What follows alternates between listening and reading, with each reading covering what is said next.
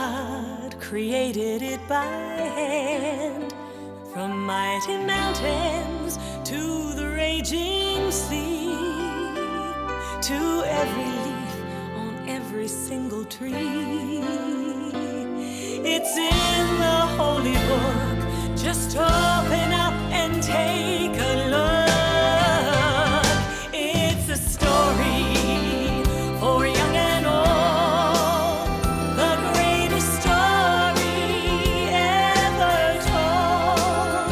So lend an ear and you will hear the greatest story. The greatest story.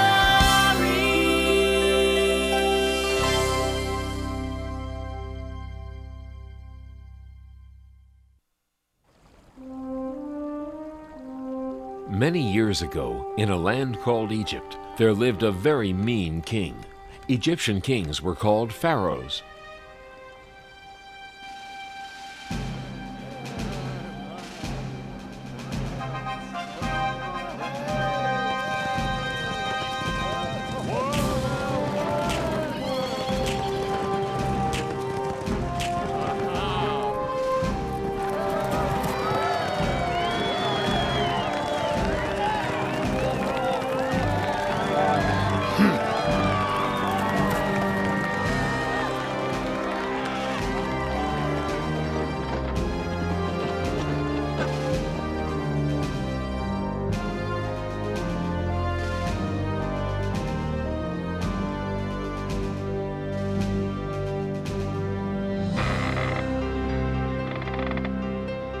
Faster! Better! More!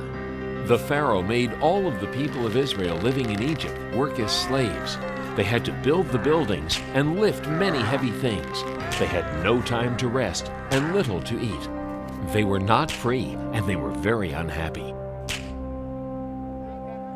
But the worst thing of all was, one day the Pharaoh decided that the firstborn sons of the Israelites would be killed. Oh no! They won't get my baby. I'll find some way to save him. Jochebed, the mother of Moses, decided to float her baby down the river. Shh, don't be afraid. I won't let the Pharaoh hurt you. Your sister Miriam will be right here to make sure you're safe.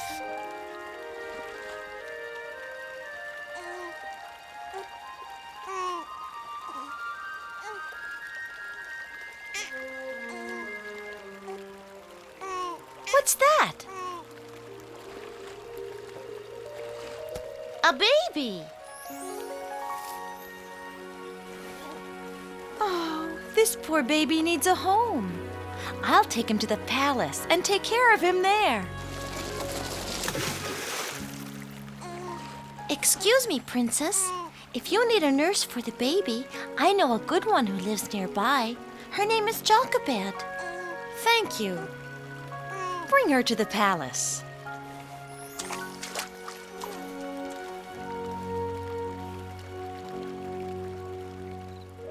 They named the baby Moses, and he was raised in the Pharaoh's palace as an Egyptian. But Jochebed was near Moses while he was a child to teach him right from wrong. Ha! Moses, time for your lessons. Now, did you do your homework? Sure I did. When I went out this morning, I saw a slave master hitting one of the Israelites.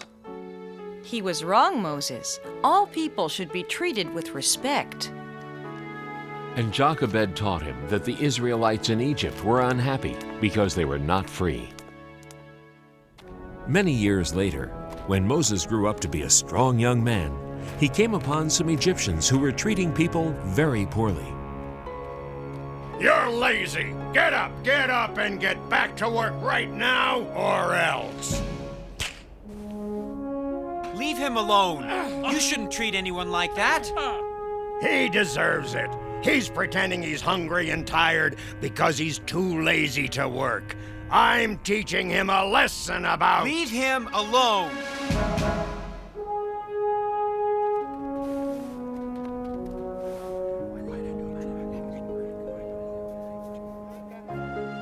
It was very unusual for someone to help an Israelite like that. Everyone told each other what happened.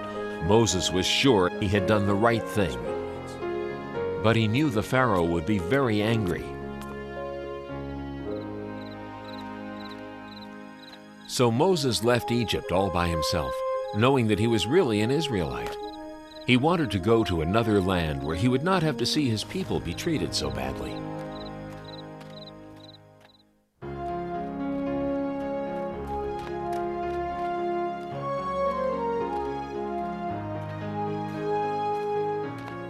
After traveling for 40 days, Moses found himself in the land of Midian.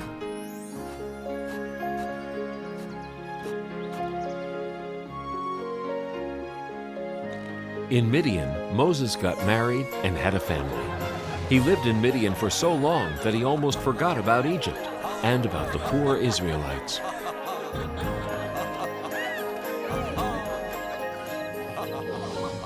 Until one day, Moses was looking after a flock of sheep up in the hills, and it was there that he saw an amazing sight.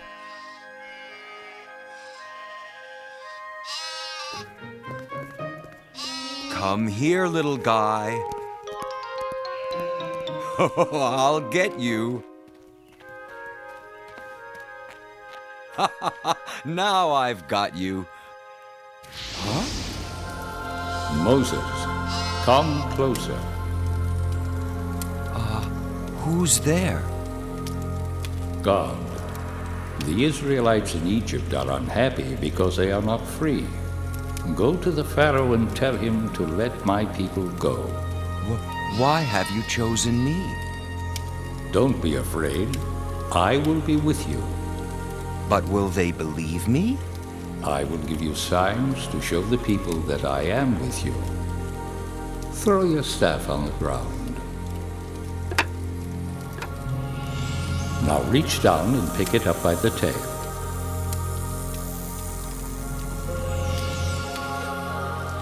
Trust me, the people will believe you. Now go.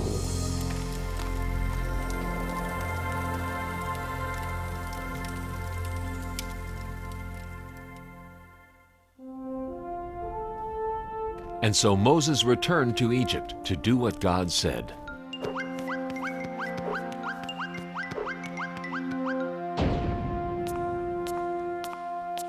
Are you Moses? I have heard about you. What are you doing back here after all these years? I am here because God sent me. He wants you to free the people of Israel. Oh, he does he? Too bad for him. Who is this God, anyway? I've never heard of him. Have you? No, sir, your most royal, wonderful highness. Well then, this God of yours must not exist, right? Yes, your most royal, wonderful highness. Right. You there, come here. We're too nice to the Israelites. After all, they have a big, strong God on their side. Tell my slave masters not to give them any more straw for the bricks they make. From now on, they have to find their own straw. Yes, your most royal wonderful. I said go! Ha! Don't try and tell me what to do. I'm the Pharaoh. It's time for your bath, your royal highness. I won't give up that easily.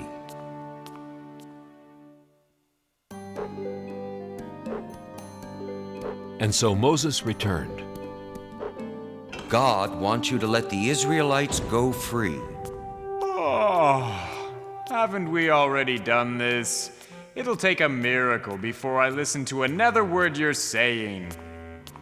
See the power of God, the only true and living God.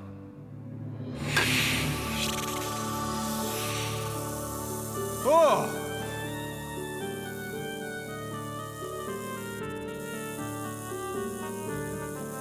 Silence! Nothing but foolish tricks. Besides, watch this.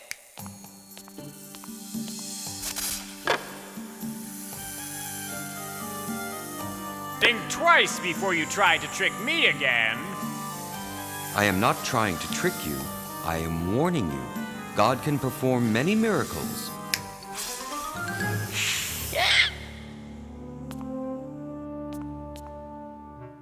Ha!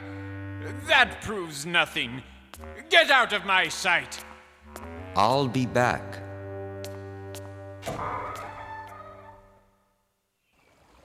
And the next morning, Moses did come back.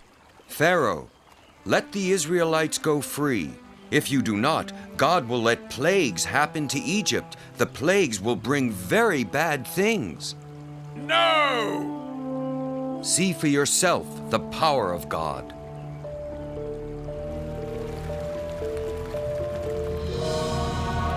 It is blood.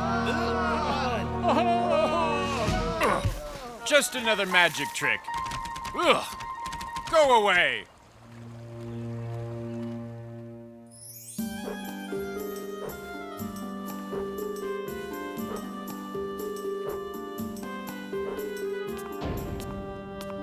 You? Again? What do you want now? Let my people go. If you don't, God will let frogs come all over the land. Frogs will sleep in your bed and eat your food and... Frogs? I love frogs. Why, when I was a little boy... never mind about that right now. Who cares about a few frogs? Get out of here!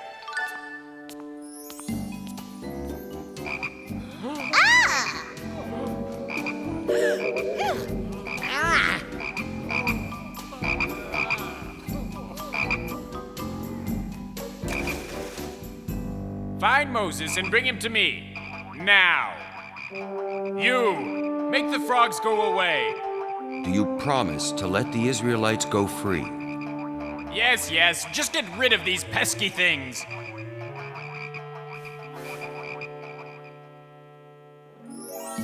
God made the frogs go away, but the Pharaoh didn't keep his promise. He did not free the people of Israel.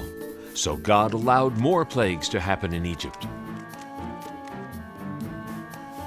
God let lots and lots of gnats come to Egypt. They flew everywhere.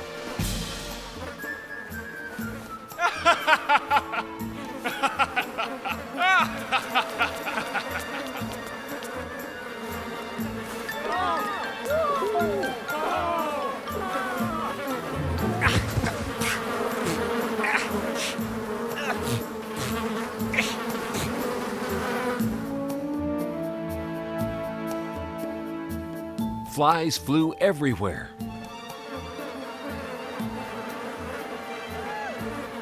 But the Pharaoh still wouldn't let the Israelites go, so the animals got very sick. And then boils grew on the skins of the Egyptians.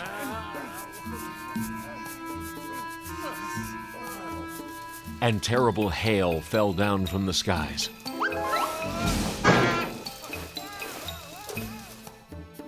And the locusts came.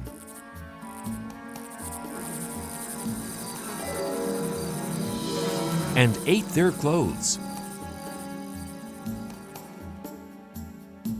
Next, everything was as dark as night for 3 whole days. Each time a plague happened to Egypt, the Pharaoh promised to let the people of Israel go free. But each time he changed his mind and broke his promise. Now will you let the people of Israel leave? No, I will not.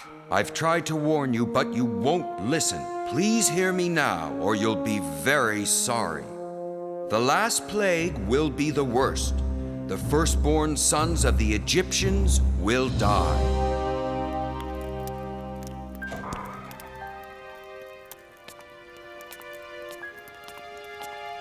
What has your God done? He has taken my son from me. Leave Egypt at once and take your people with you. Moses told the Israelites to get ready to leave Egypt right away. He knew the Pharaoh might change his mind again, so they packed and left as fast as they could. I can't believe we're actually going. It's just as Moses promised. A land where we could be free. It seems like a dream. But it's not a dream. At last, we're on our way home.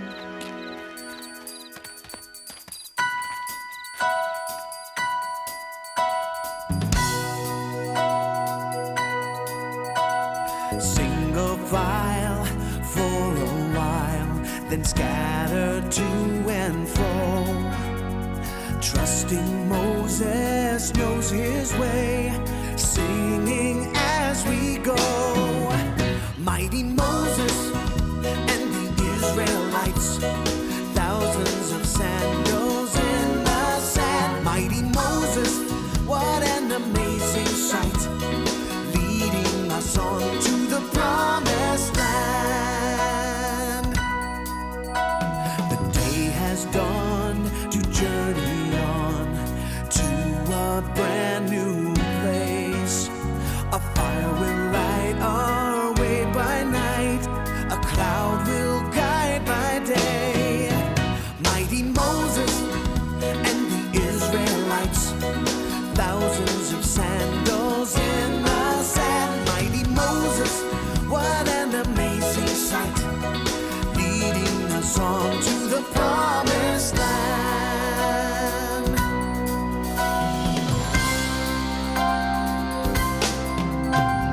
Hand in hand through desert sand, answering God's call, following our leader's lead to freedom for us all. Mighty Moses and the Israelites, thousands of sandals in the sand. Mighty Moses, what an amazing sight, leading us on to the promised land. Mighty Moses and the Israelites, thousands of sandals in the sand. Mighty Moses, what an amazing sight, leading us on to the promised land. And so, finally, the people of Israel left Egypt on the way to their homeland, the land of freedom. By day, a pillar of smoke guided them. And by night, a pillar of fire showed them the way.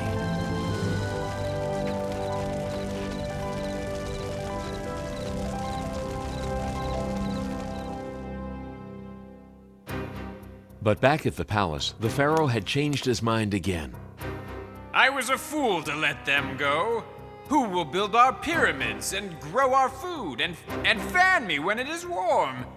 We must get the Israelites back. Call my chariot. In the meantime, the Israelites had reached the Red Sea.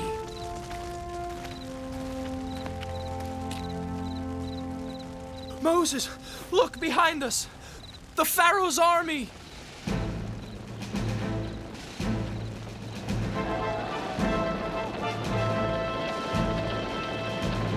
They'll be here soon. Oh no! Moses, what have you done to us? We would have been better off living unhappily in Egypt rather than dying here in the desert. Don't be afraid. God will protect us. Don't hurry, Moses. Rest tonight. Tomorrow morning, raise your hand and stretch out your staff over the sea. It will part, and you will be able to go through on dry land.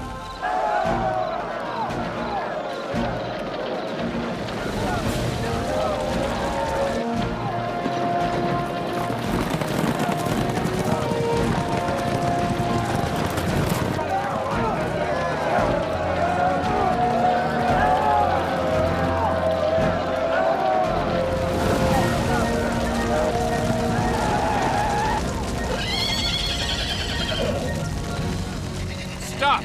We will stay here till morning. Then we'll recapture them. And when morning came, Moses stood by the sea and waved his hand over the waters.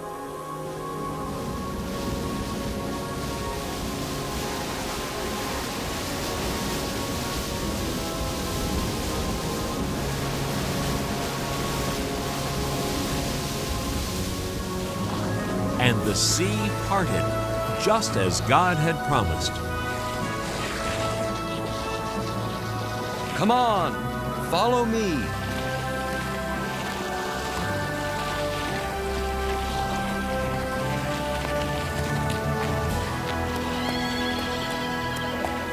After them!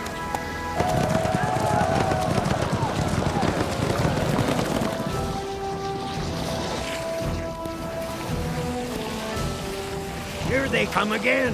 What are we going to do? Just wait. Then the sea fell upon the Egyptian army and stopped them. Thank you, God, for saving us. The Israelites passed through the Sinai Desert on their way to the land of Israel.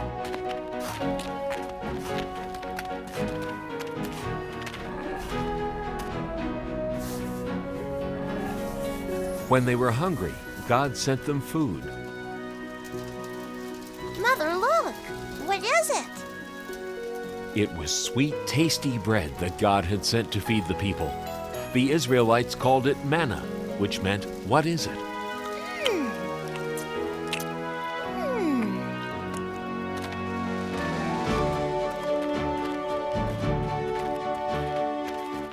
When the Israelites were thirsty, God sent them water.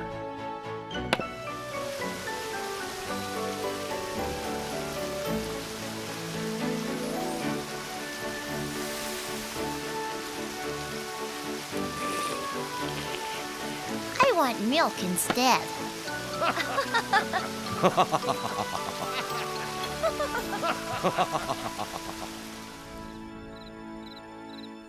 When the Israelites reached Mount Sinai in the middle of the desert, they set up camp near the foot of the mountain. It was time for God to give the people His laws.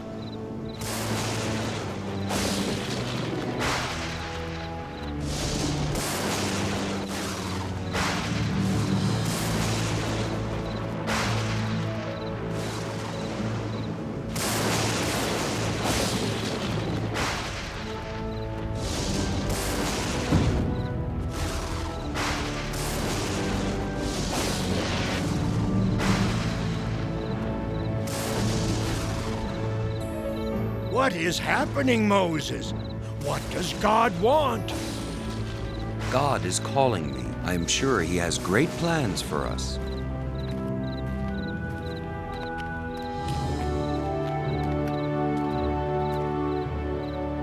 I must go ahead. And Moses climbed to the top of the mountain.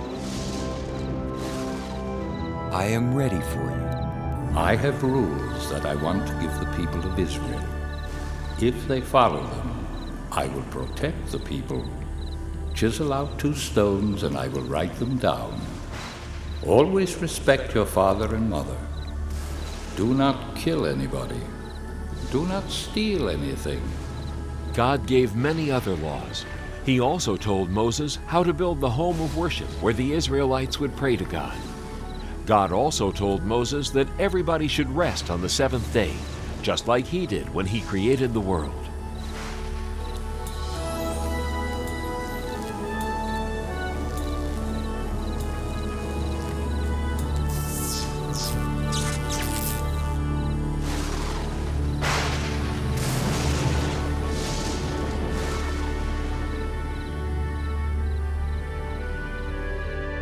Thank you, God.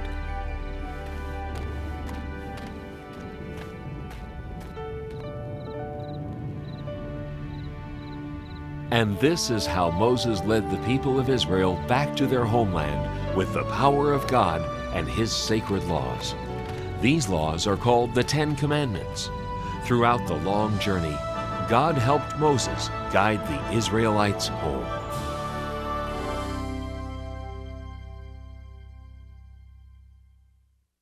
In the beginning, there was God. The earth was empty and dark. God looked over the surface of the world. It was time for something to happen. Let there be light. And the earth became light. I shall call the light day, and the darkness night. And so there had been darkness and then light.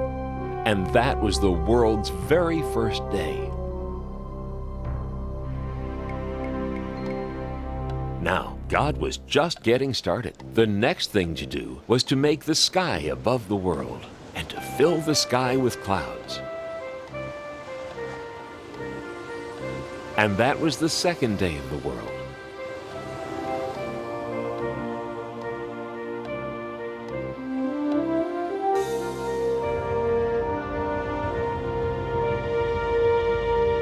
On the third day, God separated the water from the dry land.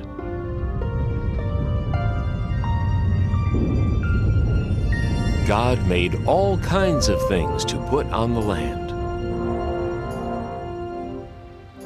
There were rocks and mountains, valleys, deserts, and beaches.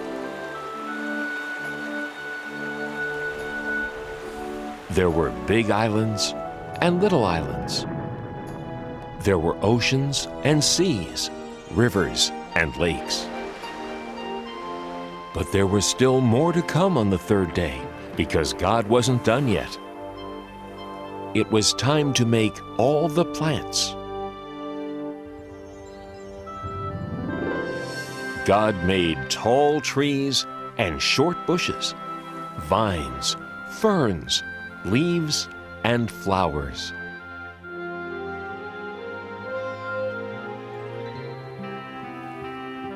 God gave all the flowers a different size, color, shape, and smell.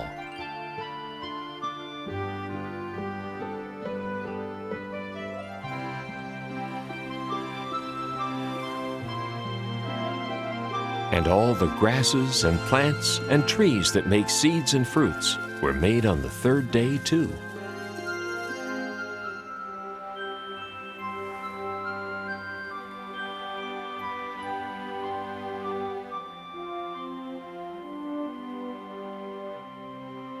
On the fourth day, God made a brilliant light in the sky called the sun to light up the day, and a silvery one called the moon to add some light to the nighttime. And as a special touch, God added billions of twinkling stars to the night. On the fifth day, God made some creatures to live in this beautiful world. There were birds,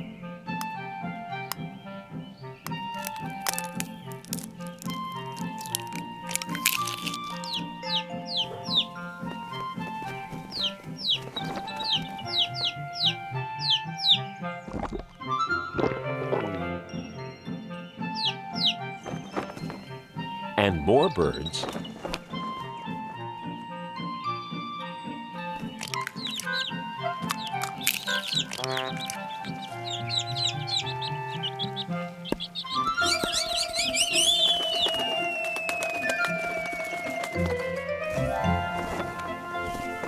and more birds.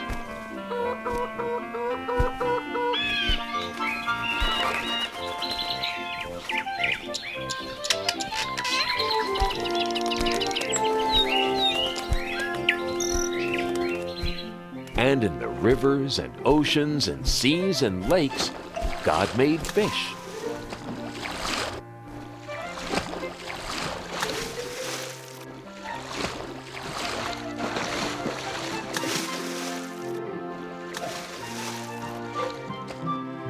And the oceans were full of all sorts of amazing creatures.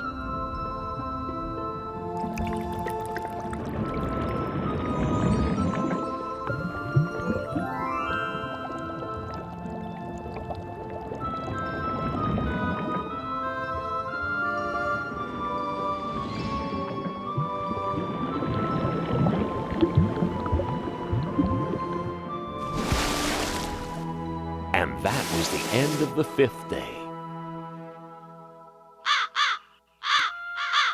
But there was still a lot more for God to do. On the sixth day, it was time to make the rest of the animals.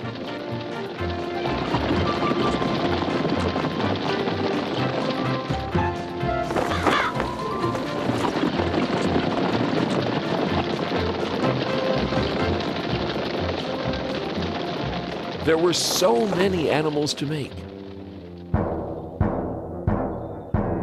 Big animals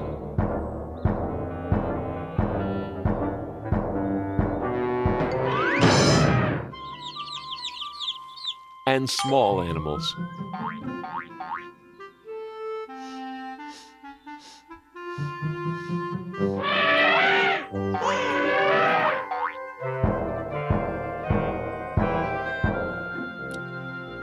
There were spotted animals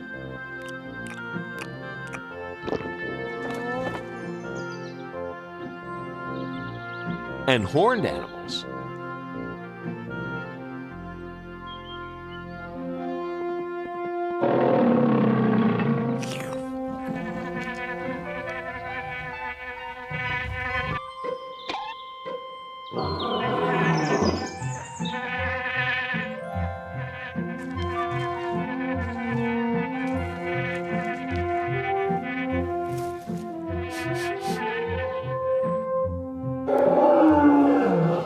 Every one of God's animals was beautiful.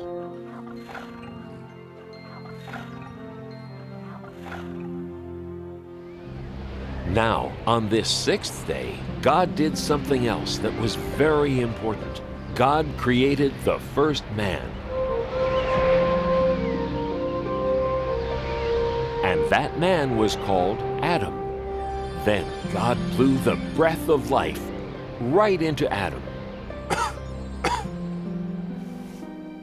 Where am I? Welcome to the world, Adam. Who are you? I am God. Look around you. All the plants of the earth and all their seeds and all their fruits, I give them to you. And all the animals, you have power over them as well. Everything is yours to use, to care for, and protect.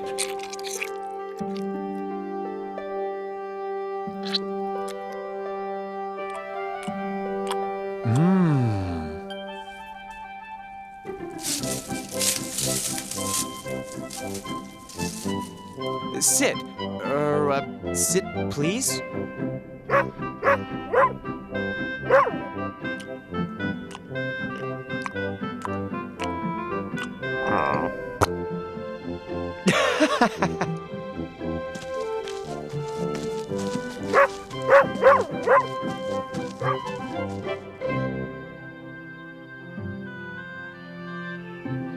God looked over everything and was happy. And on the seventh day, God rested. It is very good.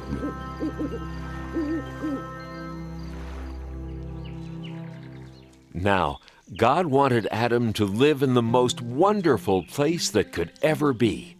So God planted a beautiful garden for Adam to live in. It was called the Garden of Eden. God made a great river run through the garden, and then the river split into 4 great rivers.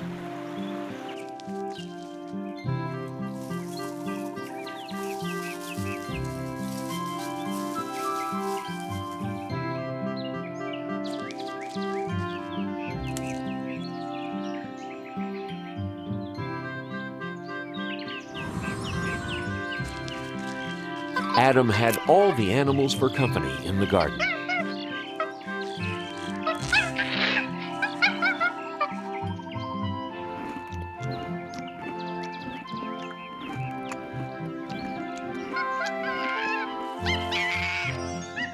Whoa. Excuse me.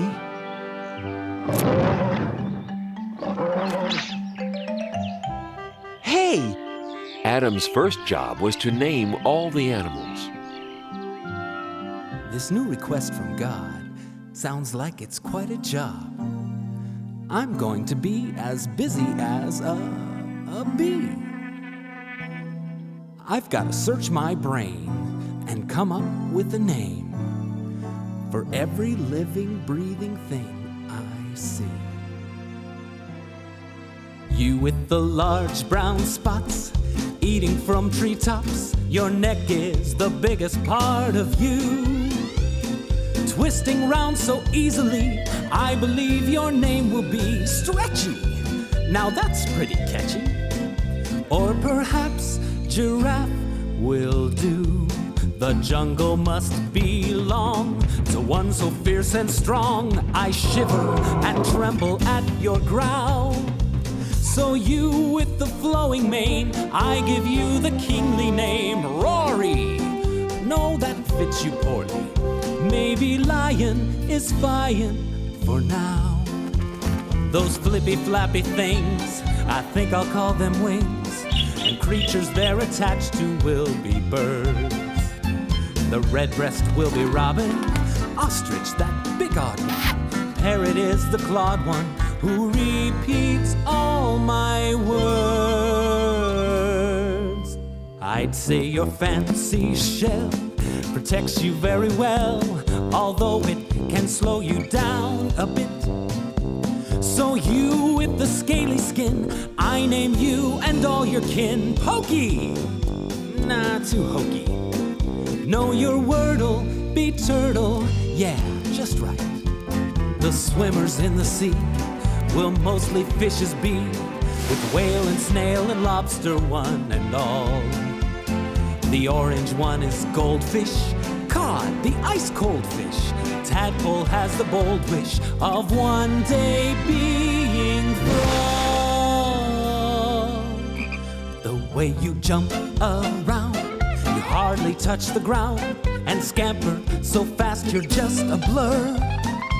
So you with the cottontail, you'll be known on every trail as Hopper. No, that's not proper. Oh, I have it, you're rabbit for sure.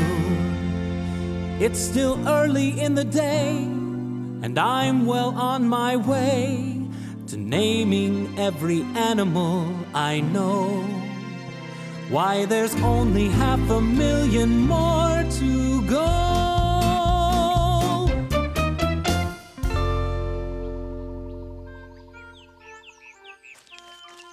Looks like you've got a dear friend. I'd like to have a friend too.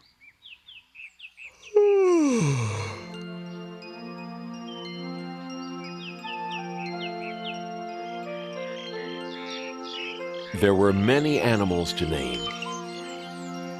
Adam grew very tired of trying to decide what to call each one.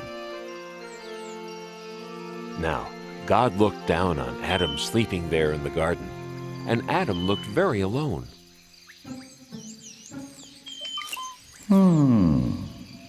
And God decided that Adam needed a companion, someone to be with. God decided it was time to make another person, so God created woman.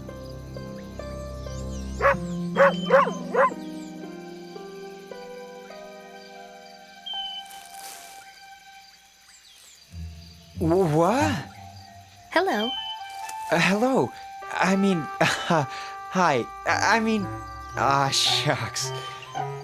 Where am I? You're in God's garden, the Garden of Eden. It's really nice here. You'll see. These are my friends. This is Monkey, and this is Dog, and this is, I haven't named you yet, have I? Gee, I guess you need a name too, don't you? How do you like Eve? Oh, it's lovely. Eve. I like it.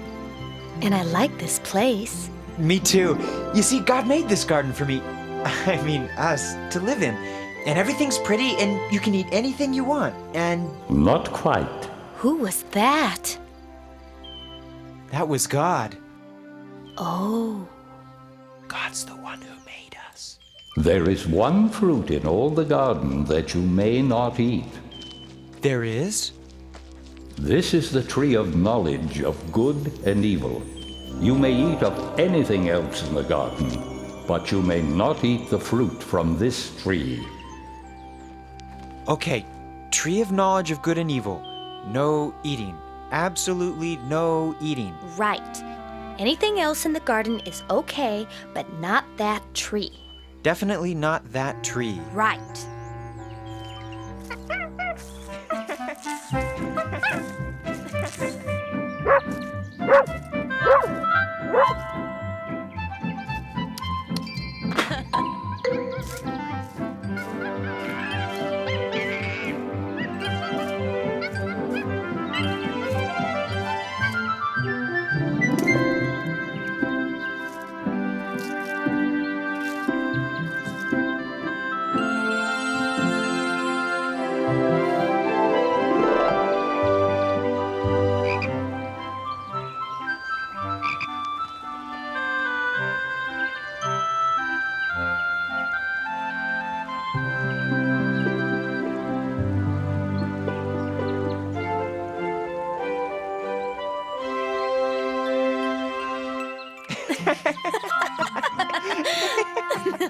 And so Adam and Eve lived very happily in the Garden of Eden.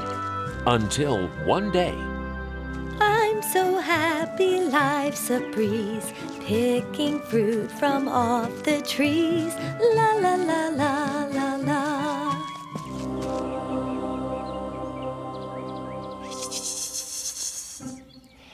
Howdy. Oh, you startled me. Hello. What are you called? Why, I'm a serpent. Nice to meet ya. Nice to meet you, too. Nice day, isn't it? Very nice day. Nice tree, isn't it? Very nice tree. Nice fruit. I have to go now. No, you don't. We're just getting to know each other. You don't want to hurt my feelings, do ya? No. Good, because I want us to be very good friends. Now, as I was saying, it's nice fruit, isn't it? You can eat it, you know. Eat what?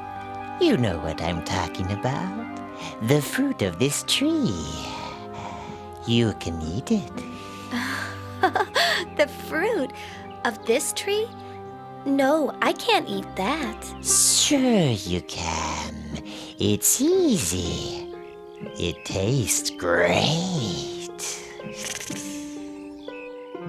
We're not allowed to eat that. God said so. God said we'd be in big trouble if we ate that fruit. Nah, you won't be in trouble. God just doesn't want you to eat the fruit from this tree, because if you eat it, you'll get smart. Like God. What's the matter? Are you a chicken? I'm not a chicken. Well then, why not give it a shot? Just one teeny tiny taste. God probably won't even notice. And this fruit, I'm telling you, is incredible. No, I really can't. I'll never tell. Try it. Well, if it won't kill me, and it'll make me smart, maybe just one tiny taste. Sort of a lick, not even a bite, really. Oh, how bad could that be? Wow! Pretty good, huh? I've got to tell Adam about this. Adam! Adam!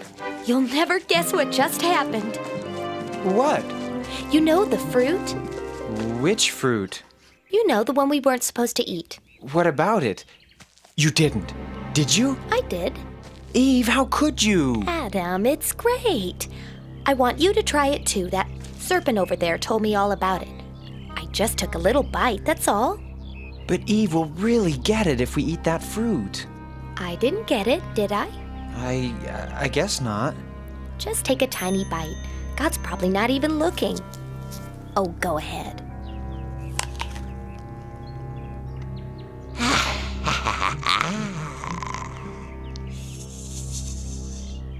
I don't know. It was good, but suddenly I feel kind of scared.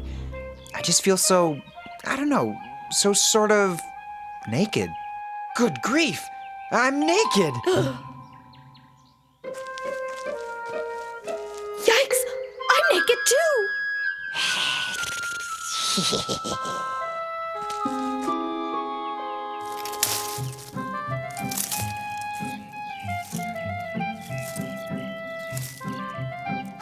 That's better. What were we thinking? Uh-oh. I think God's coming. I think we're in trouble. Big trouble. I think we're gonna get it now. We better hide.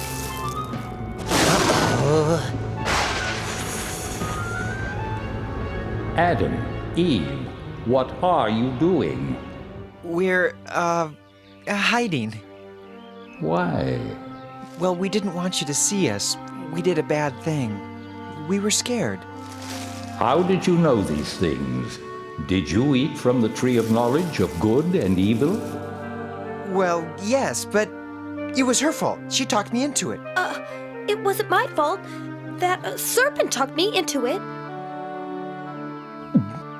I am not happy. You have disobeyed me. We're sorry. We're really sorry. I'm not worried. What can happen to me? You, serpent, will crawl on your belly and eat dust forever. Ah, no. You will fear people, and people will fear you. This is your punishment for all time. And you, Adam and Eve, because I trusted you and you disobeyed me, you must leave the garden. Life was easy for you here, but it will not be easy outside. You will have to work hard, and your children will have to work hard. You will know what it means to hurt and suffer pain. Here are some garments to keep you warm after you leave the garden. Now go.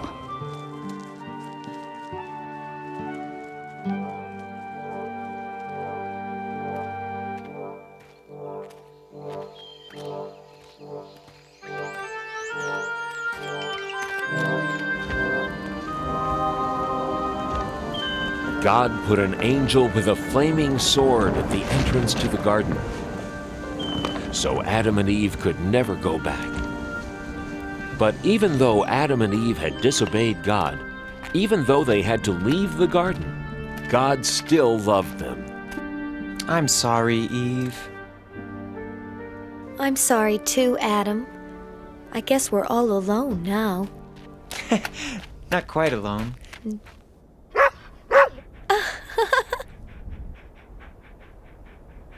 And thus began Adam and Eve's new life outside the garden. From then on, their life was filled with joy and sadness, good things and bad. But even though they could never go back to the garden, God did not abandon Adam and Eve. God always watched over them, wherever they went, forever after.